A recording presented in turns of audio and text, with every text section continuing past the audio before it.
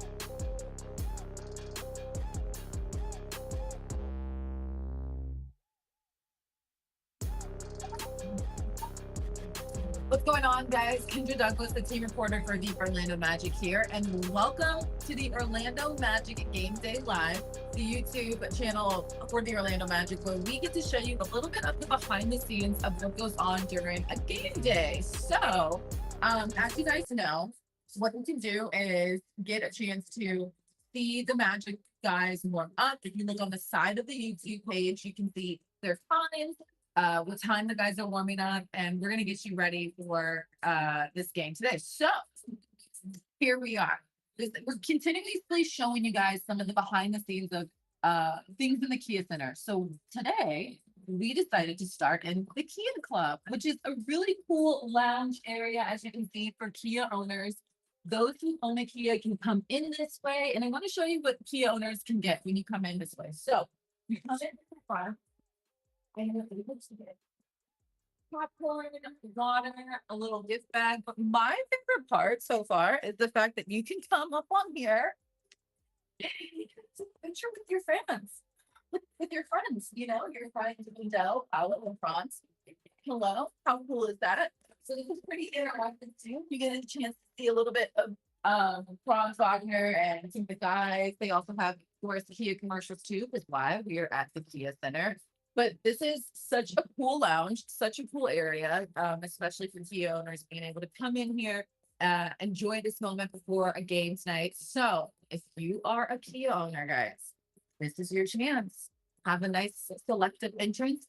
Come in here to pull behind the scenes photos. I remember the shoot that we did for these guys too. That was a really fun shoot. So now you guys get to see some of the video footage that I've already seen before. So this is the Kia Club, and let's go over to the court and get ready for the game, and then also check in with head coach Jamal Wesley when he's in the pregame presser. So let's go to the court.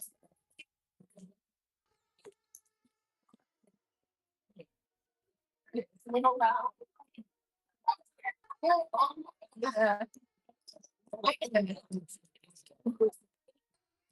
right. So as you can see, people are getting ready for tonight's game. And here at the Kia Center, you guys know it is a big one, as I've seen so many of your comments about tonight's game. It is a must win for this Magic team. They've already locked up a spot in the play-in.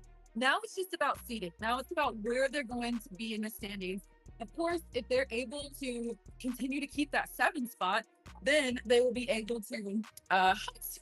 And that'll be a big deal because you want to have home court advantage. You want to host for this team. So hopefully, as they continue to finish out these last 4 games, they'll win this one out, which I think they for sure will. They're playing the Atlanta Hawks. This is the first time they'll be playing them.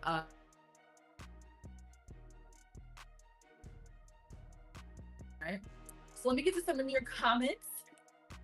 I love what you're gonna say. I love what everyone's saying right now. We're gonna smash these birds. I love it. It's also Paul Porter recognition night. Yes, tonight it is Paul Porter's recognition night.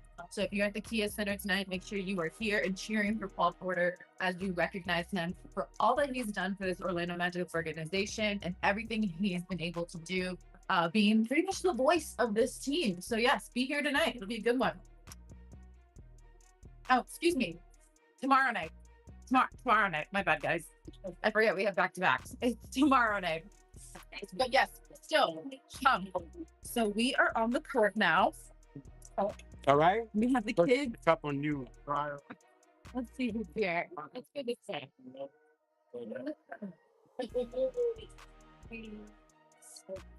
Are listening to the children talk about these things. Not children talk, children say. Yes. How adorable. Not talk. I don't know where my head's at. All right, I'm gonna get to second comments. Let's go Magic. Let's get the dub, boys. Big game tonight. Gotta get this one. Yes. So, let's see what else we got going on. Also, we are all over all the streams. So if you're on TikTok as well, make sure that you log in with me in TikTok as I get to some of your comments.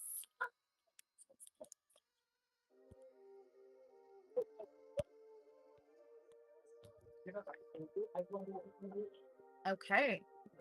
Oh, people are telling me to cut my camera off. Is it too loud?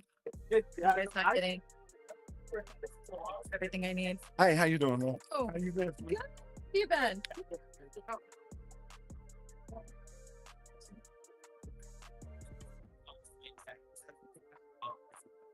Okay. I am going to let you guys watch some of the guys warm up. Corey Joseph is on the court now. So we're going to lock into the guys warming up, and then we are going to head back to see Coach Mosley around 5:15, and we'll check back in.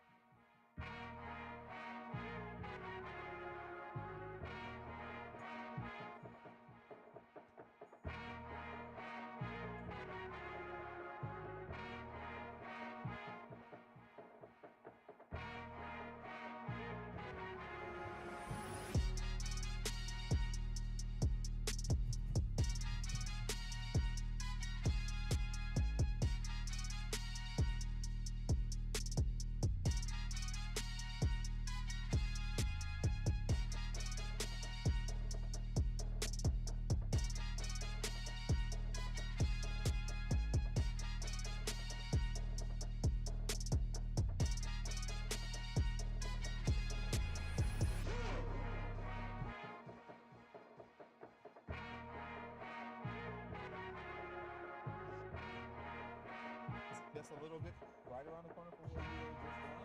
But I'll take you back.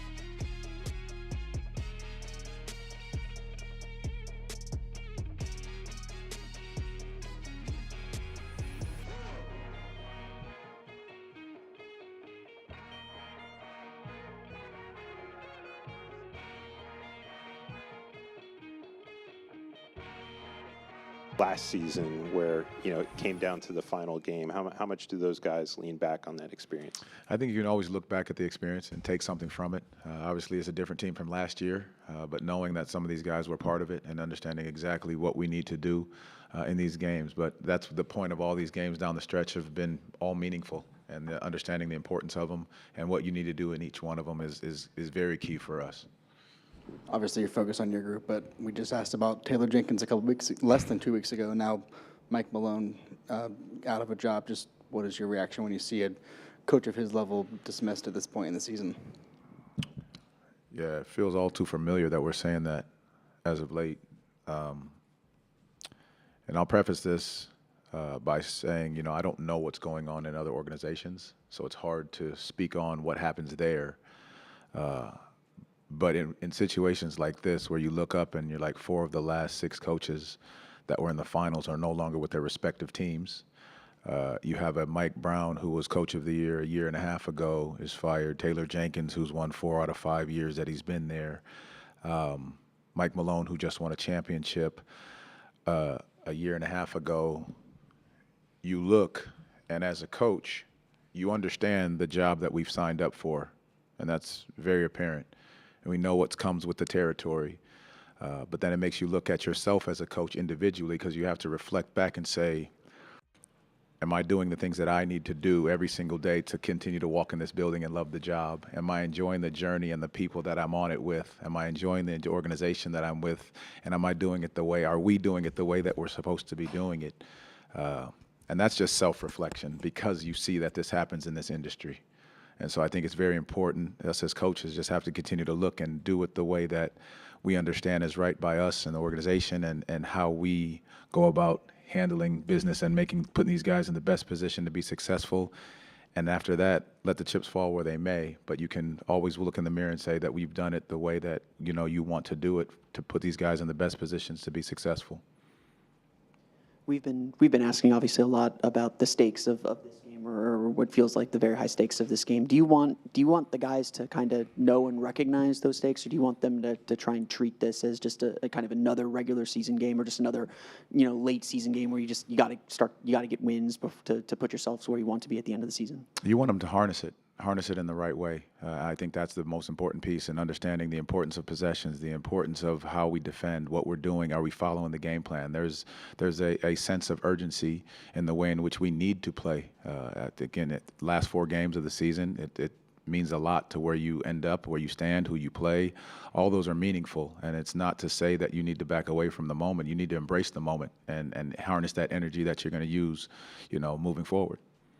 You mentioned part of that self-reflection process that a coach goes through naturally during this time.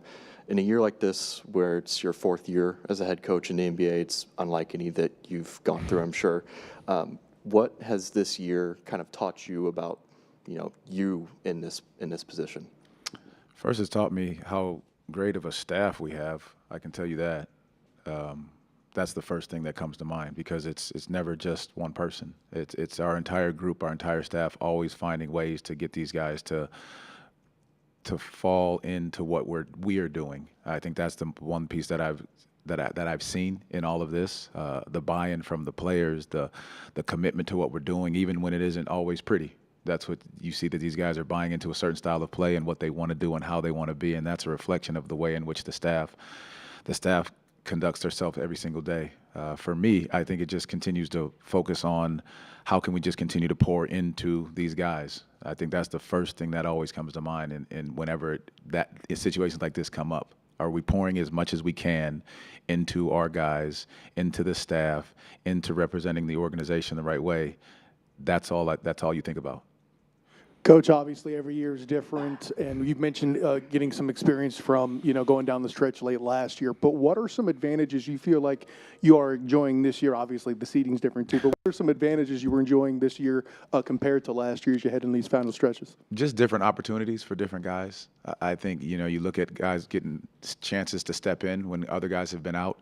I think you're just watching different guys grow in these moments, and then getting the experience in these moments that they may not have had last year. I think that's the difference from last year to this, is that different guys are getting opportunities in these moments to step up and step in.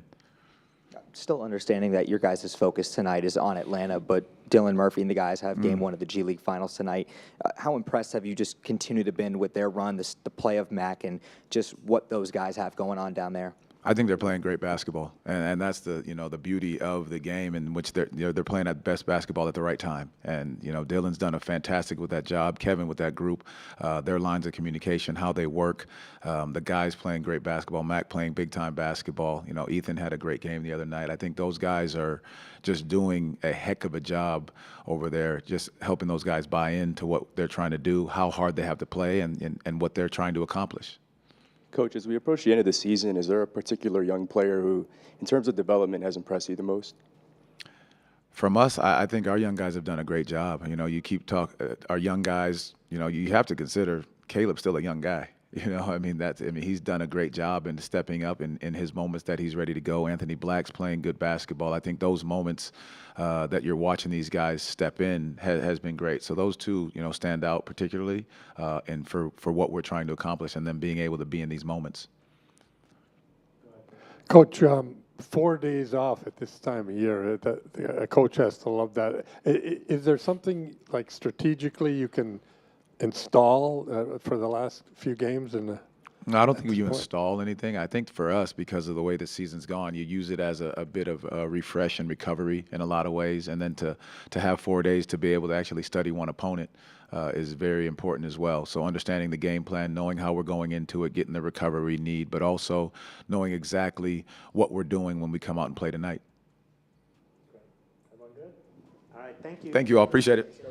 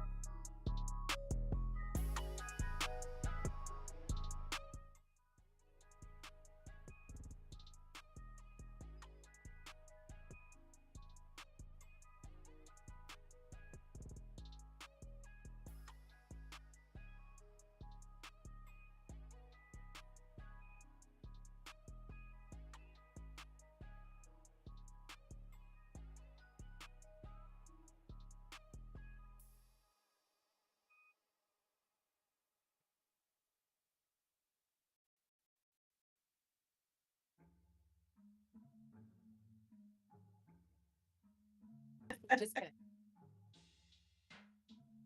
Anyway, I appreciate you. It's okay. That's for good. Oh, just kidding. We're good. We're good. Okay. So, I know it's the same. Malfunctions. We're live. We go with everything. Anyway, you just heard head coach Jamal Mosley speak in the pregame presser. I'm now here with the Haas sideline reporter and Tabitha McGraw.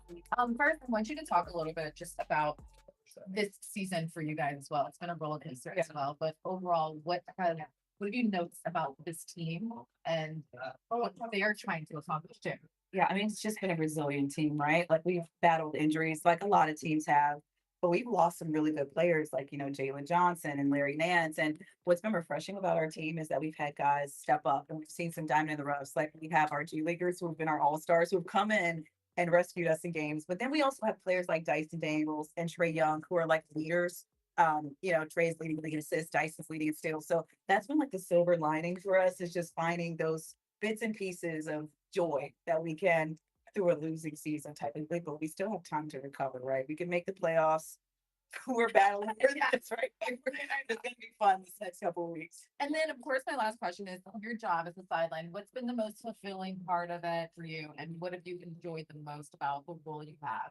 I enjoy telling the stories, the other side of the stories for the players, right? Like everybody thinks the athlete life is so easy. They get paid this much money, they live lavishly, but they are so human. And a lot of them are just like really shy. And you got to think about it. These are like 18, 19, 20 something year old kids, really. So it's so enjoyable to see them grow in their profession, but also as people. Like what you get sometimes in the media is not like they're being stoic because they have to protect themselves, but they're really just regular people. And I just enjoy seeing growth on so Awesome. Thank you. Every season. I love the front. All right, guys, that'll do it for me. Now you will tap into Jake Chapman, who will get you ready for the game tonight, too. And then make sure you join me and Dan Savage for Courtside Countdown. And we'll see you later. We have like Celtics or today, so.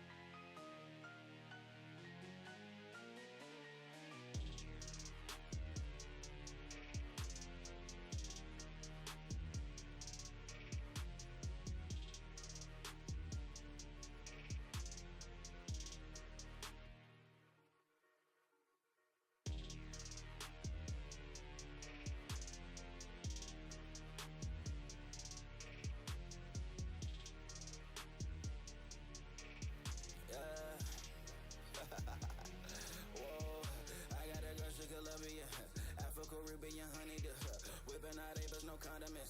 From Badanki and no argument. She going hard like a guy. Don't care what they say, hella fight, no.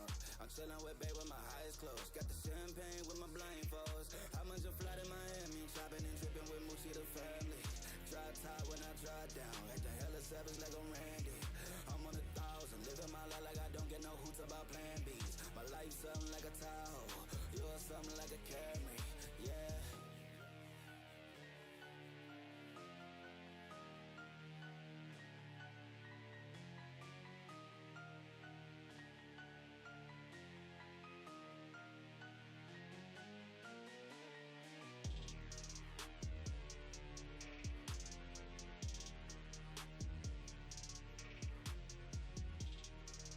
Yo, yo. All right, what's up, everybody? Jake Chapman here with you, and we are getting set for the Atlanta Hawks in the final week of the season. The Magic, couple days off, and now we're here for all the marbles. Last 2 games here at the Kia Center this year, and 4 games over the course of the next 6 nights that will absolutely determine the Magic's fate as far as the play-in scenario goes. And this one here, an absolutely massive game. 1-1 season series tie with the Atlanta Hawks so far. The division record is on the line tonight. If you win this game, then you have all of the tiebreakers over Atlanta. You don't necessarily have the 7 seed locked up just yet. The Heat have 3 games remaining. The Chicago Bulls have 4 games remaining.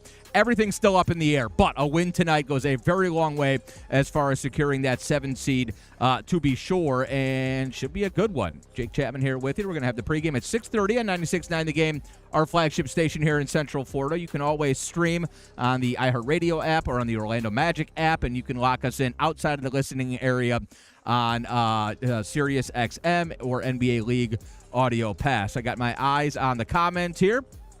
As far as our YouTube comment section goes, if you guys have any questions or anything you want to register, feel free. Jump in, and I will try to get to it. We got Brian Diaz. We got Quick Tips. We got JJ Gaming Roblox in the house. A whole bunch. Hustle 2000. Everybody excited for a big one here tonight. Vikram is here as well.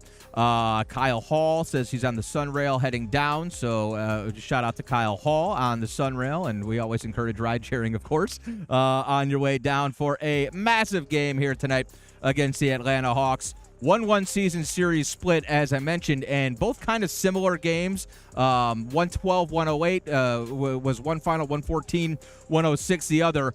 And I think that's probably sort of where Coach Mosley wants this one to be tonight. You don't want to get into a 130-125 type game against the Atlanta Hawks, because that certainly plays in to what Atlanta's trying to do. They want to get up and go. Fast break points, they're one of the best in the league, 7th in the league in terms of fast break points. Meanwhile, the Magic, one of the best teams in the league at limiting fast break points. Orlando, 5th in allowing opposition fast break points, just 13.8 a night. So you've got 2 sort of contrasting styles, and I think that'll go a long way in determining this game. Look, Coach Mosley, we heard from Gary Harris, Franz Wagner this morning at Shoot-Around. You need to acknowledge the importance of these games. Like, it does sort of feel like a week of playoff games heading into the postseason.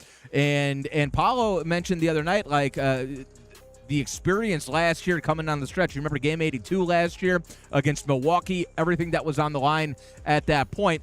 All of that serves this team well, certainly coming down the stretch here. And so it's not something where the lights are brighter, the game is more physical, and we've got a bunch of green players who don't know how to handle all of that and everything that's entailed with playing really big, important games down the stretch and then eventually on into the postseason. So you kind of embrace the importance of tonight's game. Pressure is a privilege, as we like to say, and hopefully be able to go out and play some of your best basketball of the season. Look, the bottom line is the Magic have been playing some of their best basketball of the season, really since Corey Joseph's been inserted into the starting lineup here. 8-4 with Kojo in the starting lineup with this particular group.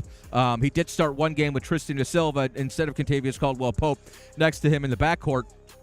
But since you've had Kojo in there, you've been playing with a little bit more pace, and that's obviously very important. And again, I think you want to push pace. Last time we saw Atlanta, Magic had 26 fast break points in that game. That was the win against the Hawks up there in Atlanta. And so I think it's okay to get out and run, but you need to be judicious about it. You want to do it off misses, obviously, and off turnovers, and you don't want to give them opportunities to run the ball back because that is when they're at their best. Trae Young leading the break, obviously, and then you got guys knocking down shots. Vit Krejci has been one of the best three-point shooters in the league since the All-Star break.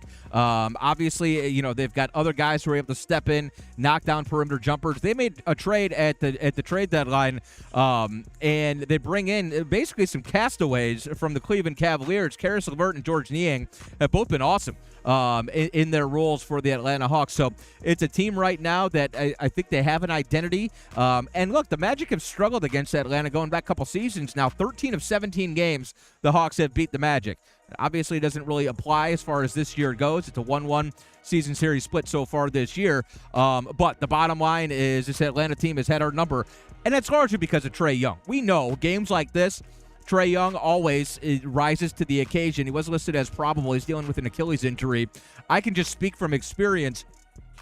I got here really early today because we've had a few days off and had to get my equipment all set up, and I always like to arrive early. Trae Young was the first player on the floor tonight. He was here before 4 o'clock getting shots up, right around 3:45, and it looked like he was, it didn't necessarily look like, it's the biggest game of my life. I got to get there 4 hours before tip-off. It looked like he was working out that Achilles and trying to make sure he's good to go. But all the great ones, and I've watched many of them, are always first bus guys, are always here early at the arena, and certainly that was Trae Young this afternoon. Again, not sure if he was just feeling his way to see if that Achilles tendon is feeling all right, but he was on the floor almost 2 hours ago now at this point. Trae Young in his career against the Orlando Magic, 26.7 points per game, 8.6 assists per game. He leads the league in assists at 11.6 per. The shooting numbers aren't great. He's always going to be a high-volume shooter, but we know how capable that guy is of absolutely taking over a game. We also know how he leans into sort of being the villain in situations like this, loves doing it out on the road. So obviously that's where you need to start tonight and focus and zero in on the defensive end. Look, the bottom line is the Magic are playing some of their best basketball of the season because offensively they're playing some of the best basketball of the season, and it sure doesn't hurt when you've got Kentavious Caldwell-Pope and Caleb Houston shooting the ball like they've been. The two guys have been absolutely lights out since the All-Star break. You're talking about better than 50% shooting, 52 in fact, from Caleb Houston, and then KCP up over 46% shooting since the All-Star break. Kenny coming off a 13-point outing in Washington the other night, had 5 assists in that game. Ball movement was really good that night. So I think you can expect KCP to, at the very least, kind of keep up what he's doing as far as shooting from the perimeter. And as far as Caleb goes, that's what the guy does. And so, look, you've got two guys now that you're sort of, I'm not going to say counting on night in and night out, but that you're pretty confident in their ability to step in, knock down perimeter jumpers. And when this Magic team makes threes, the numbers just leap off the page at you. I've done this a few times now on this pregame show, but going back now over the course of the season, if the Magic just make 12 or more three-pointers, which is only 2 teams in the league make less than 12 threes a night, and of course we're one of them.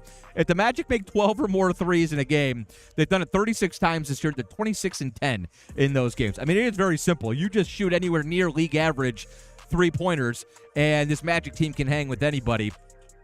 The numbers sort of leap off the page at you. 13 or more, the Magic are 21-6 in games where they've made 13 or more three-pointers. 14 or more, they're 14-5.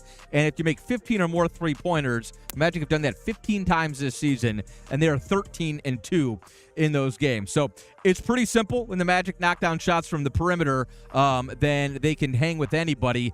You don't want to get caught up in a track meet tonight against this Atlanta team. You want to sort of make sure that they're playing Magic basketball. You're controlling the possession battle, and you clearly do not want to turn the ball over or have a whole bunch of long misses and have that team getting out and running, because that is going to make it easy on Atlanta. If they get a whole bunch of fast break points, then I think we're in trouble heading into this one. Checking out your comments here on the YouTube page. It's Jake Chapman here with you. Magic Game Day as we get set for the Atlanta Hawks tomorrow night. It'll be the Boston Celtics. And that's it. Fan Appreciation Night tomorrow, and then we'll finish up the season out on the road. We'll see these very same Hawks on Sunday at 1 o'clock, and we'll see Indiana on Friday night, a Pacer team that is playing really, really good basketball. And I mentioned the standings Magic right now in the 7th seed, a game clear of the Atlanta Hawks. Orlando 38-40. Hawks come in at 37-41. Again, a 1-1 season series so far.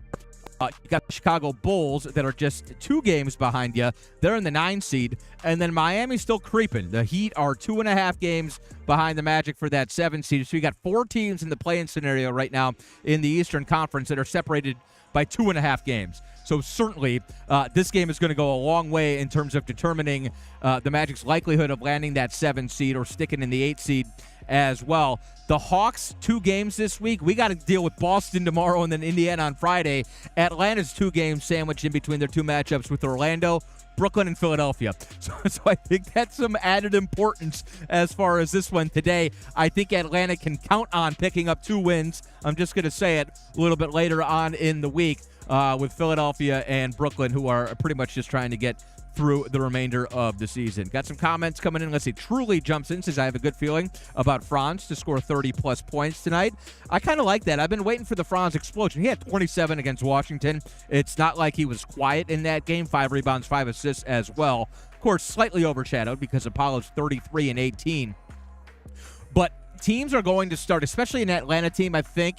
Quinn Snyder's going to throw the kitchen sink, I would imagine, defensively at Paolo Banchero tonight. I do expect to see doubles at some point. Hi, Brandon Kravitz. There's BK. You'll hear him on the pregame show coming up in about 45 minutes on 96.9 The Game and anywhere you can stream in Central Florida on the iHeartRadio app or on the Orlando Magic app. Quinn Snyder, I have a feeling, is going to throw doubles, a whole bunch of different looks at Paolo tonight. And so truly, I've got a feeling tonight might be the night. That might be a pretty strong take because as soon as Paolo has one of those nights where they're just loading up on him, that's when Franz is going to explode. And Paolo has been, you can see, sort of growing, just recognizing where everything's coming from. He's playing better basketball than almost anybody in the league right now, period. But this Magic team, when Paolo has 6 or more assists in a game, he's done it 15 times this year, the Magic are 11-4 in those games. So we know Paolo and Franz are so good because they're able to score from so many different areas on the floor, and even if there is a lot of attention being paid to them. But when that ball starts snapping, both of those guys are very underrated creators for their teammates. They often make the right play. Their usage is through the roof right now. Like almost every possession for the Magic, or let's call it 65% or so, is ending in a Paolo Banchero or Franz Wagner free throw, field goal, or turnover, and that is how you measure usage percentage. Those 2 guys are doing a ton for you right now, but when they start generating for their teammates, coming off it, getting that inside-out action, and creating, good looks from the perimeter for guys like Caleb and guys like KCP, that just elevates this team's offense. It's what you have to have, that foundation of Paolo and Franz the way they're scoring the ball right now. You start getting those hockey assists and swinging that ball around the perimeter, getting wide open looks for Kenny or Kojo or Anthony Black or Caleb Houston, to be sure. That's when this Magic offense sort of elevates. Now all of a sudden it's not just P5 or Franz Boogie that opposing defenses can zero in on. Then it starts to become kind of a pick your poison. Okay, we're going to load up the paint. Well, that thing's being sent out on time, on target, and you're getting open shots from the perimeter. And as I mentioned, this Magic team makes threes, and it's look out. There aren't a whole lot of teams in the league, in my opinion, who can hang with this team when they're defending the way that they're capable of, which is a night in and night out type proposition with this group, and when the 3 ball starts falling and the offense starts picking up a little bit. Orlando's offense has been fantastic as of late. We get the injury report real quick before we go, and then I do want to make one final point about minutes played and about matchups night in and night out coming down the stretch here. Injury report looks like this. Orlando is looking good. Won't have Matt McClung, obviously, or Ethan Thompson tonight. Shout out to those guys. Good luck to the Osceola Magic as they play Game 1 of the G League Finals. It's going to be an 8 o'clock tip. We'll keep you posted on the broadcast about that as they take on the Stockton Kings in Game 1 of the G League Finals out at Osceola Heritage Park. No Ethan Thompson, Matt McClung, no Jalen Suggs, Mo Wagner, obviously. For Atlanta, Kobe Buffkin's out. Clint Capella is out. He's got a ligament sprain in his finger. Jalen Johnson is out for the rest of the year. It was a huge loss for them. He was having a fantastic season, but he went down a couple months ago, had left shoulder surgery. No Larry Nance Jr. He is dealing with a fracture in his leg, so he's done for the year as well. Jacob Toppin is out with a left calf strain, and then Trae Young is available. That right Achilles tendonitis is good to go for Trae, and I expected absolutely nothing less from Trae Young. Comes in, one of the best free throw shooters in the league, 87.7%. That's a huge key tonight. Don't let that guy in his foul hunting get to you. Make sure you keep him off the stripe, and just try to limit him. You try to make it so that he's kind of one-dimensional. You don't want him scoring 28, 30 points a game, getting up over his average in terms of points, and then getting his 11, 12 assists either. Make him a scorer, make him a distributor. Don't let him be both, if at all possible. Got to watch out for Dyson Daniels. This guy would be my Defensive Player of the Year award winner if I had a vote. He leads the league in deflections by like 180 over the second-place Keon Ellis. Dyson Daniels, 427 deflections this season. Second place, Keon Ellis, 263. It's just mind-blowing. It's one of the most disruptive seasons I've ever seen from a guard. And then, not to mention the steals, he is way in front of Shai Gilgeous-Alexander. 222 steals on the season for Dyson Daniels. Second place, Shai has 131. I don't know what the criteria typically is for DPOY. Usually you have to be on a better defensive team than Atlanta. They're a middle-of-the-pack defensive team, or in some categories and statistics, they're a bottom third defensive team. That guy has given them a defensive identity, and in my opinion, Dyson Daniels is the Defensive Player of the Year. Real quick before I go, one thing I was thinking about this morning, and just coming down the stretch here, as you know, you've had a couple days off, and so the scouting has been obviously locked in on Atlanta. You got to start getting prepared for Boston or Cleveland. Ideally, you're going to be playing a 7-game series against one of those teams, beginning in less than 2 weeks. And then obviously you got to be locked in on Indiana and Boston heading into this week as well. But have a few days where you can sort of prepare all the different matchup looks. Coming down the stretch here, the one thing that I think is really interesting, the Magic may have an advantage in this department as far as anybody else goes, or at least over any other team, is the options and what Coach Mosley can throw as far as rotations go, as far as matchups go, night in and night out. This Magic team, because of the injuries, like this is the silver lining of all the injuries that you've had to deal with so far this year. This Magic team has 15 players who have played over 500 minutes this year. And I don't have a huge comparison for you. I don't have a breakdown of how many other teams have that many guys. But if you just think about it, that's a lot. Corey Joseph is 15th on the team in minutes played, and that includes Mo and Jalen Suggs as well. But you have 13 rotation guys, if you exclude Mo and Jalen, who have played well over 550 minutes so far this season. You've got 10 guys, and that includes Jalen, does not include Mo, who played over 1,000 minutes this year. And so whether it's AB or if you need Tristan Da Silva in a pinch, you've got 2 bigs, 3 bigs if you include J.I. that you feel very comfortable with playing big minutes in a playoff game. You think about last year, the experience that Anthony Black and Goga Batadze got in the starting lineup last year and at the beginning of this season. You think about Gary Harris, whose injury concerns have at the very least kept him fresh so far this year. Gary has played in 44 games this year, but about 650 minutes. He's been used sparingly. You think about Jet Howard even, who at the very least has gotten his feet wet over the course of the season. And if you needed him to come in and knock down some shots, or if you felt like it was a good matchup for Jet, you could see him in these final 4 games, or maybe even in the postseason. Coach, and then Cole Anthony, who's obviously only been back for a couple games. That toe injury, the silver lining of that is Cole's got fresh legs coming down the stretch here. And your 2 studs in Franz Wagner, who's played 58 games this year, and in Paolo Banchero, who's played 44 games this year. Your 2 franchise focal pieces and the center and the focal points of your franchise are relatively fresh compared to everybody else across the league. So you've got 2 studs who have not played full plate 82-game seasons so far this year and seem to be playing their best basketball of the season right now. And then you got a whole host of guys who you feel comfortable with given an opportunity. Or if somebody gets in foul trouble and you say, okay, we need J.I. to play 16 minutes in the second half at the center spot tonight, you're comfortable with that. If you need Corey Joseph, or if you need Cole Anthony, or if you need Anthony Black to close out the game next to KCP in the backcourt, or Gary Harris, you feel comfortable with all of those guys. So one silver lining coming down the stretch here is, boy, Coach Mosley has a whole lot of arrows in that quiver that he can pull. And when you're going matchup to matchup, night to night, and especially over the course of a 7-game series where you kind of have that chess action going and that chess game. I think it's really interesting. It could be something that we haven't talked about much, that Coach Mosley has at his disposal a whole bunch of guys who have had really good experience this year, and now going back to last season, guys who will not be blinded by the light and the spotlight in the postseason. It's just something to think about coming down the stretch. Orlando has by necessity needed to give heavy minutes to a lot of guys who maybe were out over their skis a little bit at points during this season. But at the very least, as you come down the stretch, you got a lot of guys who have experience playing together, and certainly could play big roles in these final 4 games and on into the postseason, and then hopefully into the playoffs.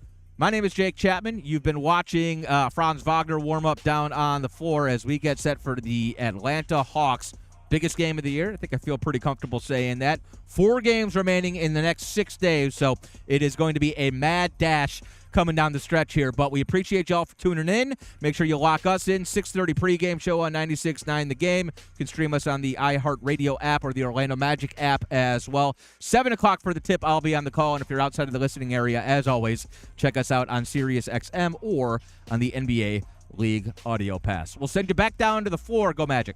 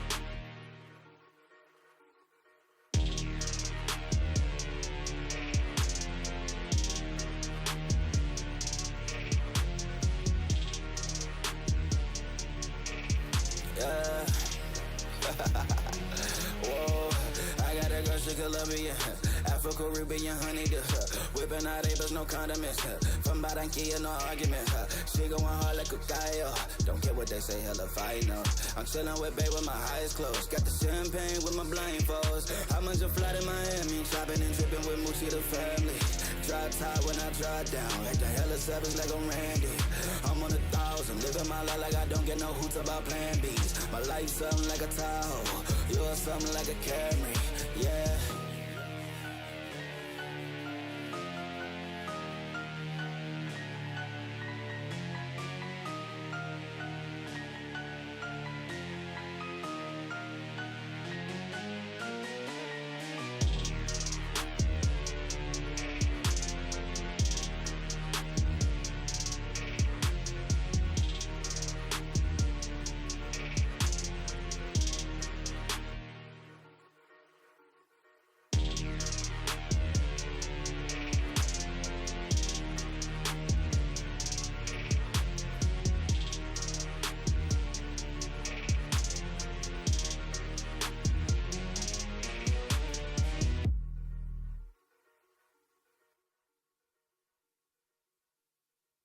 Welcome to Courtside Countdown. I'm Kendra Douglas, and thank you for joining me today. We're back, Magic fans, after a little bit of an away trip. The Magic had some time off, able to regroup, figure out what they need to get done as we get ready to end the season. So, as you guys have been chiming in, I love it. Continue to keep talking with us, chatting with us as we get you ready for tonight's game on Courtside Countdown. The play-in tournament, that's it. That's where the Magic are at. So now it's all about seeding. It's all about where this team can land. Of course, we want that home court advantage to allow the Magic fans like you guys to cheer for this team so they can get out of the play-in and get into the playoffs. First things first, make sure you guys are subscribed to the YouTube channel, subscribe to all the channels, so we can keep you in the know and get you ready for all things Orlando Magic as we get you ready for this upcoming season and as we get you ready for the season to end. All right, so Magic fans, I want to get to some of your comments. I hear you guys. I hope you got, we are down to the wire this season. Make every game count. Hopefully we can play the song later tonight. Yes, play the song. We're here at home. The Magic will be taking on the Atlanta Hawks, which is a big deal for this team. Hopefully we don't have any basketballs just like coming at us as we get ready for tonight's game. All right, let's get you guys ready for this one, and let's take it back to actually when this team was in Washington taking on the Wizards. What a game, as we have Bo Outlaw joining us. Bo, I missed you. I haven't seen you in a minute.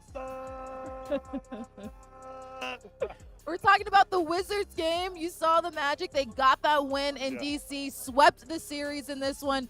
Bo Outlaw, as you are joining us in today's Courtside Countdown, we got 4 more games left in this one. It's going to be a big one, huh? Yeah, you like say 4. We got 2 more at home. Yes. Today and tomorrow, 2 big games. And we're playing for something. So yeah. We got to win these games, and hopefully we come out with that mentality. I know, that's the big idea. And you play this team like the Hawks, they're going to see them again at the end of the season. But when you look at a group like the Atlanta Hawks, they're kind of in the same situation that we're in too, where they're trying to get out. They're trying to make it in playoffs too. They're 1 game behind us. What do you like about this team, and what do you like about this matchup tonight? I just like the way we're playing right now. We hit our stride. Like, I don't really say what the Hawks can do. Is what we can do to play our game and our style. If we force the issue, then they got to change their game. We try not to change our game. Just got a game plan, go play defense, make Trae shoot difficult shots. Yeah. And everyone else going to have to beat us as a team rather than individual, then we got a chance to win. Bo, I've got some comments on here too. They're saying, Bo Outlaw in the building. We love when Bo Outlaw comes and hangs out with us on Courtside Countdown. It's always fun to have you around. Your presence, your energy just brings us so much joy around here, Bo. I like positivity. Good energy is great energy. And if you got a happy workspace, it's a better workplace. Amen to that one. Amen to that one. So I want to talk about Paolo Banchero and Franz Wagner real quick. That's a good guy to talk about. Those are great guys to talk about because after that DC game, that was 10 straight games of them scoring 20-plus points as a duo. they've continued to work together as a duo. What are you liking about how they've figured it out as of late with those two? Right there, what you just finished with, figured it out. They understand that one guy doesn't have to carry the load the whole time. Yeah. If one gets hot, the other one sits back. And then once he starts cooling off or gets his breather, guess what? My time. But you know what makes it more important than that? What's that? Coaches figured it out. Yeah. They're taking one out, leaving one in, and bringing them in so they are. can be the man at that time. Yes, they are. That's what I've noticed too, especially in that DC game, the last of it. You saw Franz Wagner kind of leading the troop in that one. And then we were able to see J.I. kind of have a moment as well too. Defense translates to offense. You see it's continuously doing well. Paolo Banchero, though, rebounding. His assist had a career high in rebounds.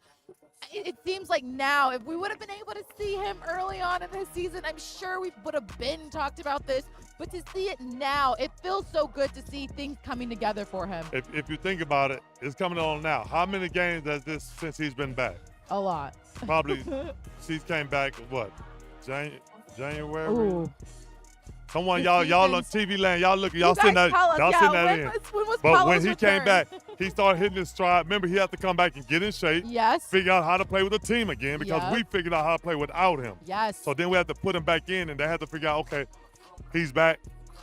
How can we make sure Paolo gets the ball and we still roll away? Yeah. So once we got all that situated, that takes more time than you think. It's like, oh, it's an easy insert. No, it's not. Because once you figure out how to do something without somebody, then you got to put him back in there, let him get his shots while we're still distributing the ball to everybody else. So Yeah. it's kind of a work in progress. And like I said, it's peaking at the right time. I'd rather peak now at the end of the season to start make that push and then to the playoffs.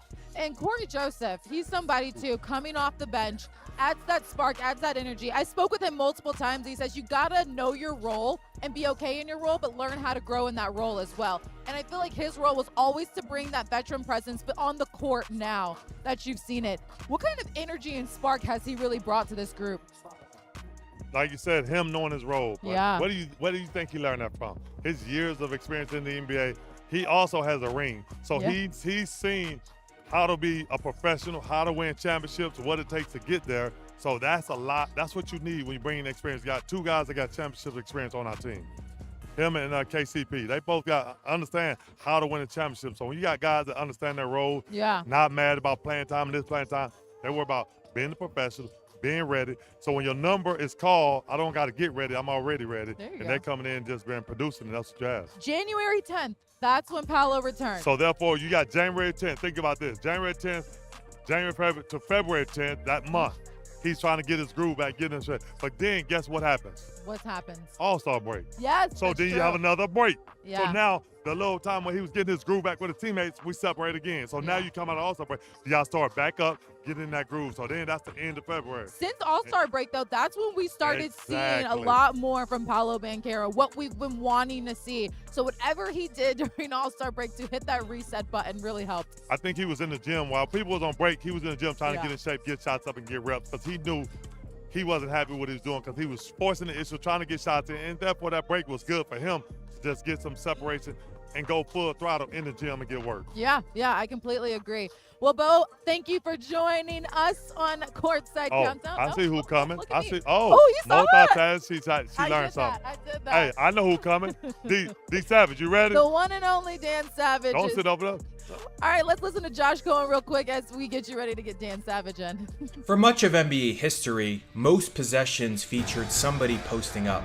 Teams designed plays around whomever their best post-up player was, like we see on these clips with some of the greatest centers in NBA history. But nowadays, posting up is not nearly as commonly used in a pace and space league, and yet sometimes the best outcomes in a half-court offensive set are when utilizing the post-up. Guys like Nikola Jokic, Ivica Zubac, and Karl Anthony Towns have been extremely efficient this year when posting up. It's not always centers either. Kawhi Leonard and Jaylen Brown, for example, are excellent post-up scorers with great efficiency. The biggest thing, though, is finding the mismatches where one player can use their size, strength, and/or length to their advantage over smaller and weaker defenders. Also, it's not so much about whether the post-up player takes a shot or not, it's more about the decisions they make when they do post up.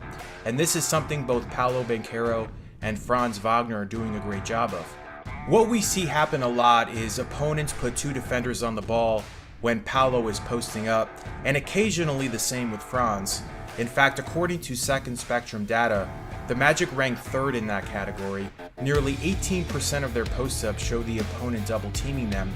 For Banchero specifically, opponents have sent a second defender over to him a league-high 26% of the time he has posted up. For Wagner, it's a shade under 21% of the time. Data also indicates that since the All-Star break, the Magic have turned the ball over just 5 times when posting up.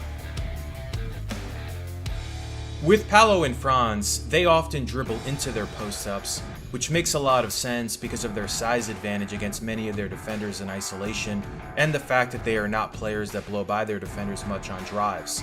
We are seeing some great looks being generated through these post-ups, with Paolo and Franz either making good passes out of them or taking good shots themselves. In general, the two have really matured as jumbo-sized playmakers, which is really what makes them both so unique. In Orlando's most recent game, a 109-97 victory over the Washington Wizards, they combined for 13 assists. While obviously the Magic's offense still needs to be better, we are seeing some good progress lately.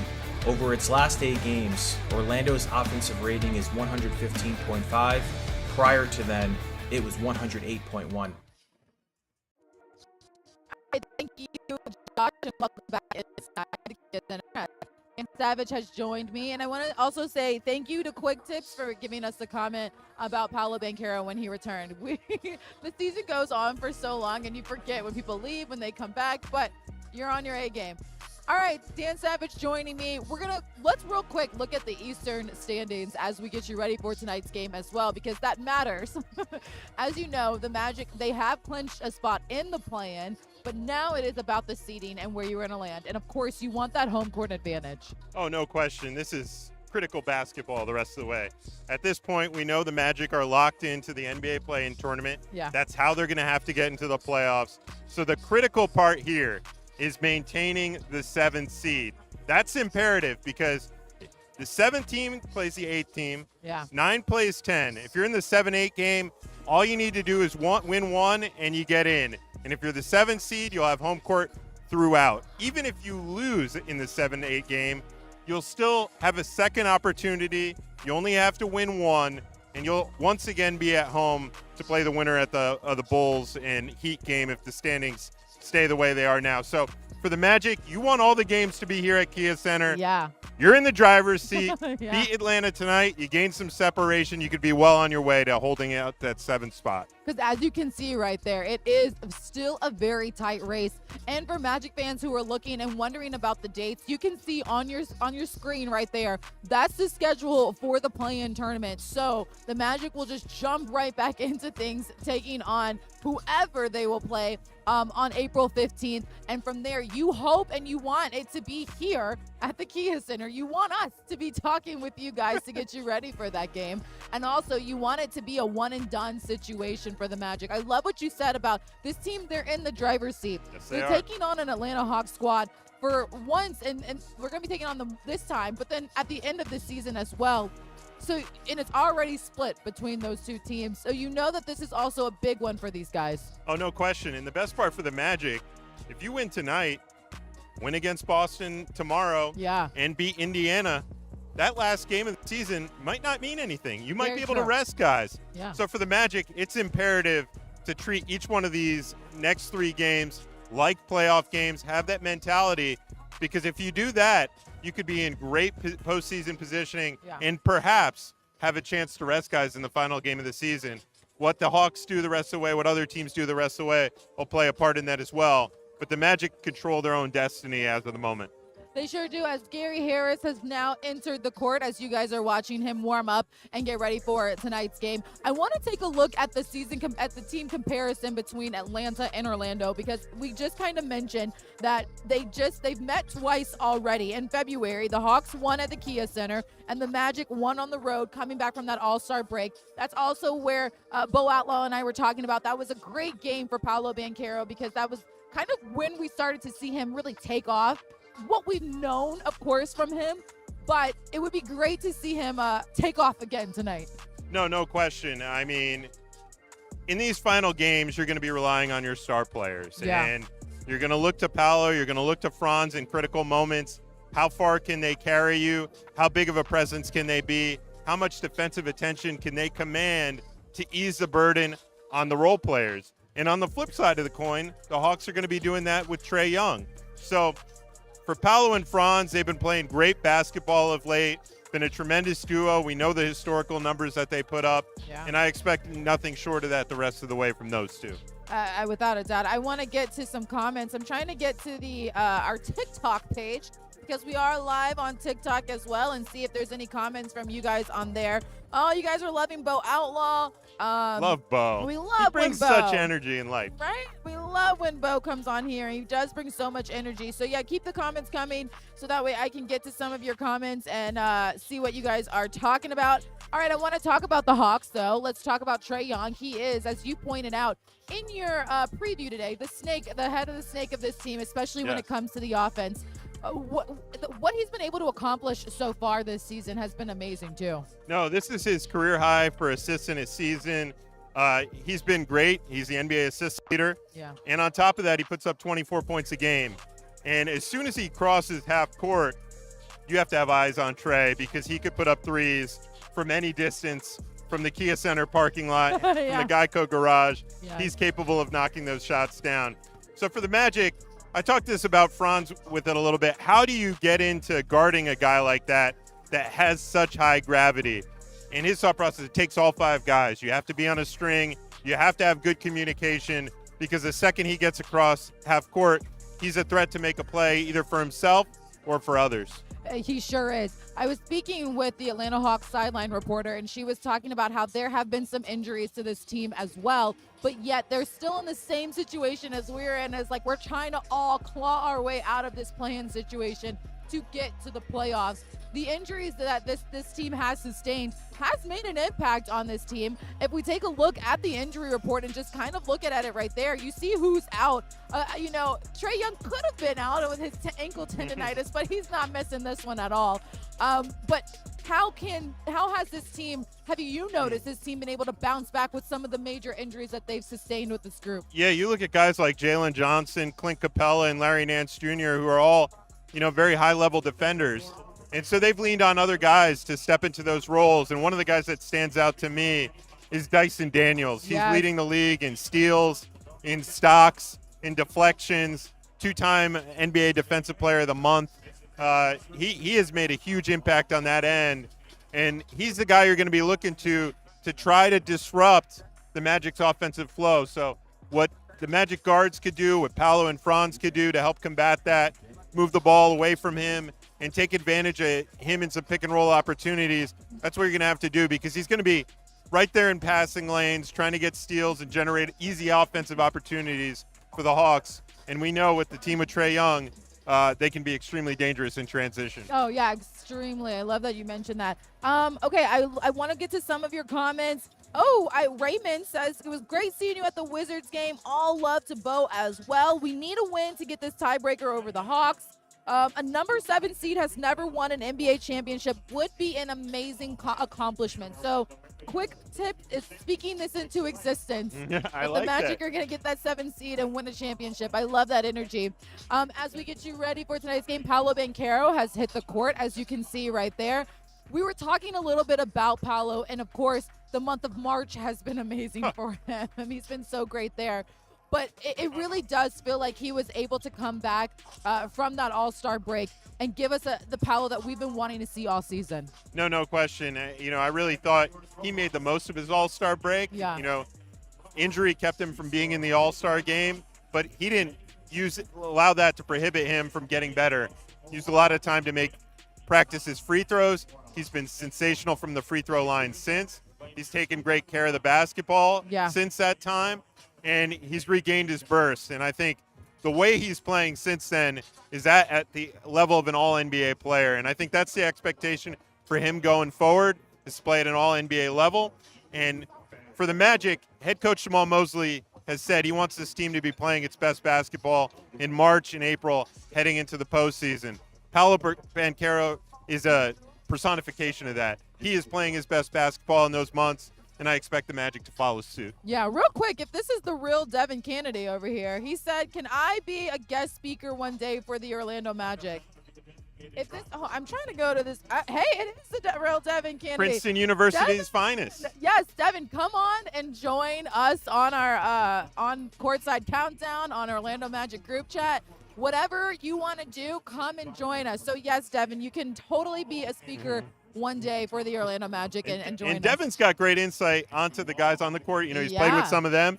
And then also was a key contributor when Osceola, then Lakeland, won the G League championship. They play again today as they try to get their second G League championship in franchise history. So he's got good perspective on all of that. Love Devin. I love that. Yes, no, I'm not playing. Devin, we'll hit you up. We'll figure out a way to get you involved and get you on our many channels of social media. I think you would bring such great insight and have so much fun.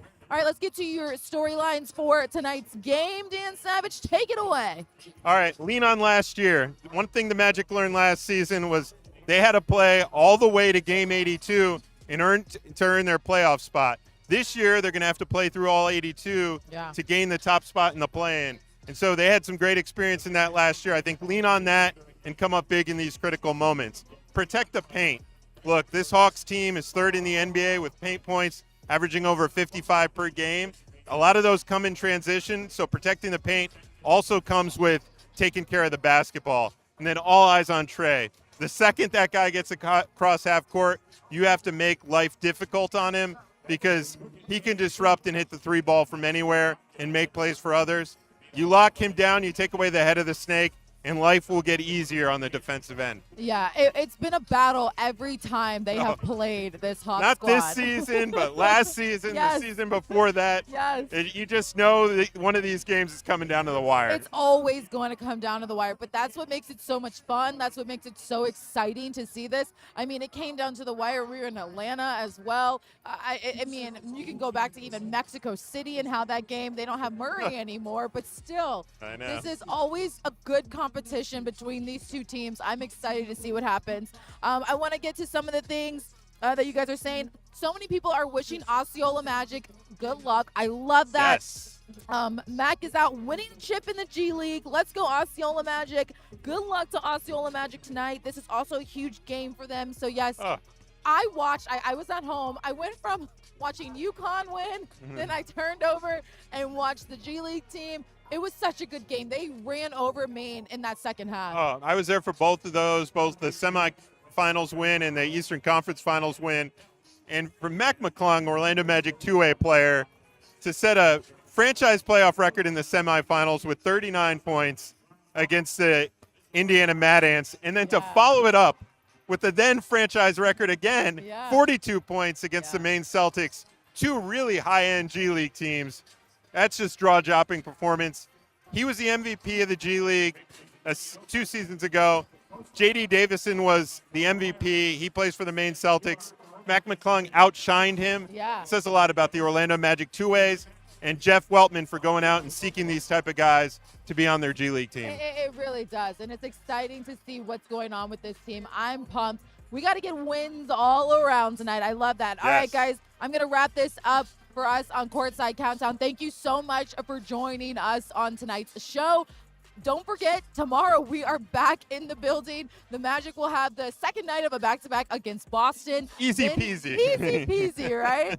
And then they will be then we'll get on the road and finish our last couple of games on the road against Indiana and Atlanta. So both tough matches, but I think this Magic team can win this one out.